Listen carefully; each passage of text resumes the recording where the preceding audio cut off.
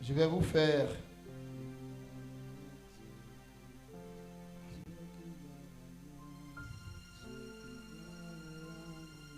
ce bébé que vous voyez a été retiré du ventre de sa mère à 5 mois. 5 mois, 2 semaines. L'enfant a été atteint d'une maladie rare et l'enfant était censé mourir. On a déchiré sa mère pour enlever l'enfant à 5 mois. Et cet enfant, ne vous inquiétez pas parce que l'image va passer par là. Cet enfant de 5 mois, dont le nom est Ketty, sinon Ketia. Cette petite fille qui ne demandait qu'à vivre, on l'arrache du sein de sa mère et elle est elle-même livrée à la vie, sinon à la mort. Toutes sortes de tuyaux. Observez bien. La petite souffrait comme pas possible. Et branchée à toutes sortes de tuyaux inimaginables. Elle n'arrive même pas à avoir même un oxygène. Parce que même, à un moment donné, tous les médecins ont commencé à être agacés. Où je vous parle, l'enfant, je crois, a dépassé 9 mois et tout. Son état, au lieu de s'améliorer, s'empire. Des maladies rares, des dysfonctionnements rares. L'enfant ne pleure pas. L'enfant ne respire pas. L'enfant est branché à cet oxygène, mais l'enfant est dans un état pas possible. Et parmi ces blancs, il y en a un de raciste. Ces experts médecins, il y en a un qui lui harcèle la famille, cette pauvre femme, et lui dit, cette pauvre femme, cette pauvre sœur catholique, c'est pas la peine d'espérer, cet enfant ne peut pas vivre. Débranchons les choses au lieu qu'on perde le temps. Rien ne s'améliore dans le corps de l'enfant. Cette femme s'est battue sur internet, a tout fait pour chercher à entrer en contact avec moi. Cette femme s'est battue du mieux qu'elle peut. Elle a laissé des messages sur Messenger. Cette femme a laissé des messages sur Messenger. Et ces messages disent: papa, j'ai eu peur parce que à un moment donné, de façon fréquente, tu faisais des posts de vidéos où tu balançais des enseignements de 5-10 minutes constamment, et c'est sur un de tes enseignements je suis tombé. Et c'est comme ça que j'ai dit, cet homme est un homme de Dieu. Il faut que je le rencontre, que je me connecte à lui. Et du coup, j'ai commencé à ne plus voir les choses, donc je me suis dit, ah, peut-être que tu n'étais pas là, parce que vous les hommes de Dieu souvent, et la dame était en train de voir comment me chercher. En inbox, il y a tellement de messages qui me parviennent que pour répondre à tout le monde, c'est quasiment compliqué. Et cette femme dit ceci. Un jour, sur l'un de mes directs, elle va presque implorer, supplier pour que j'aille lire ces messages en PV. Je m'en vais, je cherche ces messages et je vois. Et alors que je vois ces messages, cette dame m'envoie la photo de cet enfant. Et sa fille est entre la vie et la mort. Et vous savez depuis combien de temps cette femme a couru en train de chercher à entrer en contact avec moi? Il y a plus de 4 mois, cette femme est en train de courir. Quand je donnais les jeûnes pour la nation, cette femme avait son bébé dans son ventre et faisait ses jeûnes. Alors que je disais les femmes enceintes ne jeûnent pas, elle les faisait quand même par la foi. Parce qu'elle croyait que cet homme était un homme de Dieu. Et c'est comme ça. Le diable, pour lui dire, ah bon, Donc tu t'en vas jeûner, cette femme se retrouve dans cette situation que je viens de décrire. Et elle entre en contact avec moi. Je lui dis, bon, ok, appelle sur ce numéro, sur tel numéro. Elle n'a pas pu appeler sur le numéro parce que ça avait coïncidé avec le retrait de son enfant dans son ventre.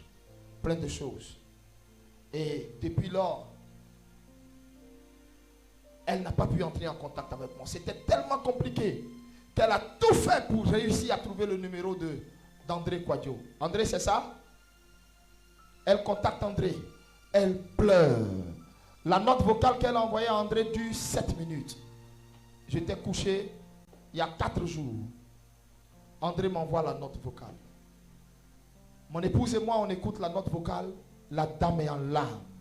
J'ai été ému. Et la dame me dit, prophète, je sais que vous êtes un saint homme de Dieu. Je sais que le Seigneur est avec vous. Je le sais. Je ne suis certes pas évangélique. Mais je sais que, à vous voir, je sais combien de fois vous êtes assez compatissant pour ne pas regarder au fait que je ne suis pas évangélique. Intervenez pour ma fille. Ma fille, son état est critique. Les médecins disent, en fait, le médecin ne peut même pas nommer son cas. Parce que il n'y a aucun geste, il n'y a rien. C'est alors, quand j'ai fini d'écouter la note, j'avais les larmes aux yeux. Je regarde à côté de moi, mon fils est couché. J'ai dit, mais mon fils à moi, il vit. Et depuis combien de temps cette femme n'arrive pas à me voir? Waouh! Le lendemain matin, j'appelle la femme. Quand elle a entendu ma voix, elle était tellement contente. Elle a pleuré. Elle a pleuré. Vous savez, la foi paye, Benito. La foi paye.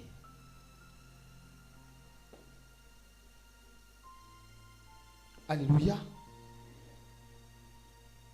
Tout ce que le Seigneur fait dans notre vie, c'est parce que nous croyons. Quand nous ne croyons pas, nous-mêmes arrêtons le processus. Et cette femme a cru. Qu'est-ce qui va se passer? Je lui ai dit, va à l'hôpital maintenant. Quand tu arrives à l'hôpital, tu me passes l'enfant. Elle dit quoi? Arrive à l'hôpital, tu me passes l'enfant. Elle arrive à l'hôpital. J'ai dit, mets la main sur le cœur de l'enfant. Mets le téléphone sur haut-parleur. Toi, ta main va me servir de point de contact. Elle dit, d'accord. Et j'ai dit au Seigneur, tu m'as dit, si je prie de tout mon cœur pour n'importe quel sujet, oh, je me rappelle de cela. Je vais te faire sortir mon cahier. Tu m'as dit, si je prie de tout mon cœur pour n'importe quel sujet, si je suis touché dans mon âme, que je prie pour quelqu'un, tu vas m'exaucer. Mais tu vas regarder à l'état de mon cœur. Bon, la foi de cette femme déjà m'impressionne. Sur la base, Seigneur, de sa foi. Je m'adresse à Kéti. Kétia, entends ma voix, c'est ton grand-papa. Je ne te connais pas, je ne connais ni ta mère. Mais je suis le pasteur de tous les rachetés. Qu'ils soient en Chine, qu'ils soient partout. C'est pourquoi entends ma voix. Dès l'instant où tu entends ma voix, tu n'es plus relié au fil. Non. C'est plus le fil. Tu es relié à l'onction qui est sur ma vie. Maintenant où je parle, les fils ne peuvent plus rien. Ce n'est plus les fils, c'est l'onction qui est sur ma vie. Kéti, maintenant tu m'écoutes. Pendant que je prie, ma main est en train de te toucher et masser ton cœur. Je n'ai même pas fini. Est-ce que je peux continuer? Je peux continuer? Parce que je vais vous mettre le témoignage de la mère, mais c'est assez long. Ça fait 14 minutes. Écoute-moi. Là, elle est en direct et nous suit. Où je suis en train de vous parler, elle est en train de faire une vidéo enregistrée. Elle m'a dit, publie ça à l'église et sur ta page. Maintenant, écoutez. Alors que la petite Katie est malmenée par les médecins, la maman me dit, vers qui elle ne s'est pas tournée? Vers qui elle ne s'est pas tournée? Et je prie pour cet enfant. Elle me demande, il y a quelque chose à payer? Je dis jamais. Je ne vends jamais le don, je ne vends jamais la grâce. Tu n'as rien à payer ni après ça. Elle est restée sans voix. Et je finis de prier pour elle. Que qu'est-ce qui se passe? La petite Katie. Tu sais ce qui se passait? Depuis près de 4 mois. Le trait là est droit comme ça. Quand le trait qui est sur la machine est droit, ça veut dire quoi? Hein? L'oxyographe, ça veut dire quoi? Hein? Ça veut dire quoi? Depuis 4 mois, c'est comme ça. Quand j'ai prié sur l'enfant, automatiquement, pendant que moi-même j'ai prié, comme c'était sur haut-parleur, j'ai entendu. Quoi ça, chérie? Sur le champ, où j'ai dit, écoute-moi, hé, tu n'es plus rattaché aux machines, tu es rattaché à l'onction qui est sur ma vie. Et cette onction qui va te toucher, elle est petite devant celle que je vais chercher en janvier. Mais maintenant où je parle, la distance n'est pas une barrière.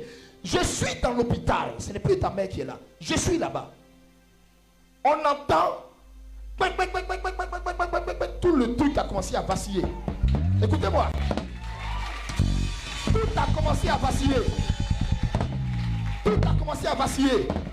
La mère panique, elle pleure. Les médecins, quand ça vacillait, ça sonnait chez eux là-bas, les médecins. Ils sont courus. Ils sont attroupés sur l'enfant. Ils demandent à la maman, mais qu'est-ce qui s'est passé? Qu'est-ce que vous avez fait? Ils n'arrivent pas. Eux-mêmes ne comprennent pas. L'enfant, où je vous parle, on a retiré tous les fils. Elle respire sans les fils. Elle respire sans les fils. Un enfant dans un coma de 4 mois. Il n'y a point d'autre que toi. Elle respire sans les fils. Maintenant, tellement les docteurs sont choqués pour ce qui. André, tu es béni. C'est pas enfin. Non, là tu vas pas me faire le coup, tu pleureras pas. Mais tu comprends pourquoi je t'ai mis secrétaire. Tous les messages, envoie-les-moi. Ne les garde pas. Cette femme n'a pas dit c'est difficile pour l'avoir. Elle a persévéré 4 mois. Elle dit cet homme de Dieu, je ne sais pas comment les autres le voient, hein, mais moi lui que je vois là, s'il a dit un mot sur ma fille et son cœur. Est-ce que la prière a duré 5 secondes précieuses? Jamais. Les médecins courent et on les entend courir. On les entend courir. Ils viennent. Alors qu'ils viennent, la machine a repris. L'enfant respire. Et bien mieux, Ketia qui n'a pas pleuré depuis elle est née a commencé à pleurer. Ses narines se sont débouchées. Tout a commencé à couler. Tu es béni, fils. Tout a commencé à couler. Et la dame dit, ce petit être là,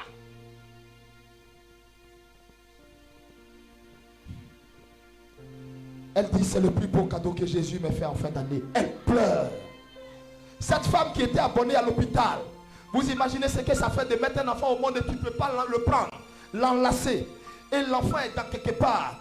On te fait croire que l'enfant respire. Oh, toi-même, tu vois, il ne respire pas. Les balles ne défilent pas. Et la mère est là, de 6h jusqu'à 18h. À cause de ça, elle ne peut pas aller faire son jossi.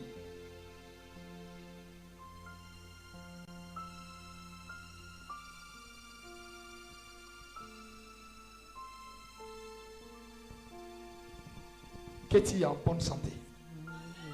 Katie vit. Je ne sais pas Je ne sais pas quelle maladie tu transportes. Oh, je vois des gens qui sont déjà en train de prier, d'autres qui parlent la langue. Je ne sais pas ce que tu transportes. Hein. Écoute-moi. Hein. Je ne sais pas ce que tu transportes. Dans 5 minutes, je vais vous faire sortir vous tous. Et puis je vais vous prendre one by one. Parce que ta révélation là, je ne veux pas que quelqu'un entende.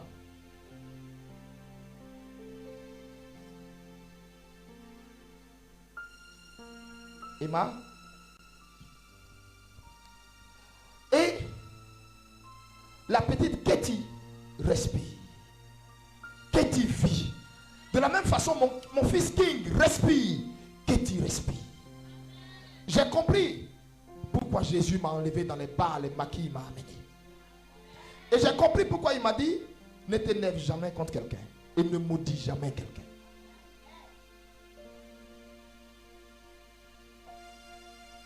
Et quand la fille a commencé à respirer, il me dit, hé, le 31, je t'attends au sommet. Le 31, je t'attends sur cette montagne. Ils veulent voir le réveil. Ils veulent voir les morts s'élever dans leur nation. Je t'attends.